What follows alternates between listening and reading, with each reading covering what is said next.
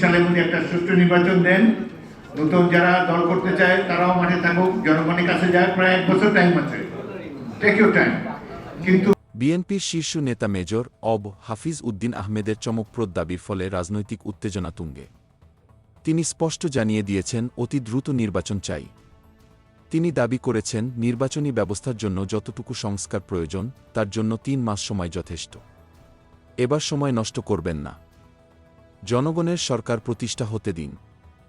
এই তীব্র বক্তব্যে তিনি একের পর এক রাজনৈতিক নেতা ও দলগুলোর বিরুদ্ধে তোপ দাগেছেন।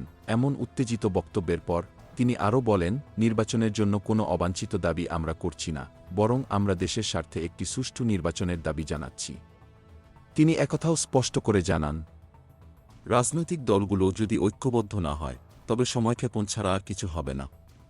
তিনি আরও বলেন, ৭১ সালে আমাদের যুদ্ধ ছিল গণতন্ত্রের জন্য, দেশ বাঁচানোর জন্য, মা বোনদের সম্মান রক্ষার জন্য অস্ত্র হাতে তুলে নিয়েছিলাম। তার এই বক্তব্যে যেন এক ঝলক মুক্তিযুদ্ধের ঐতিহাসিক গৌরব উঠে এসেছে। মেজর হাফিজ আবারও বিস্ফোরক ভাষায় বলেন, আওয়ামী লীগ সরকারের দুর্নীতির তুলনা কোথাও নেই, পৃথিবীর কোনো রাষ্ট্রেই এরকম দুর্নীতি দেখা যায় না।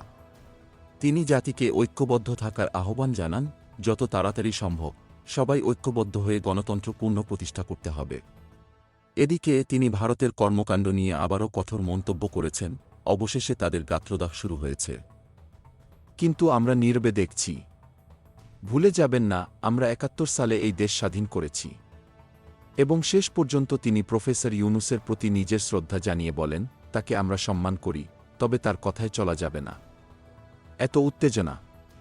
মেজর হাফিজের এই মন্তব্যে রাজনৈতিক অঙ্গনে শোরগোল শুরু হয়ে গেছে। জনগণ কি বলছে? নির্বাচন কবে হবে?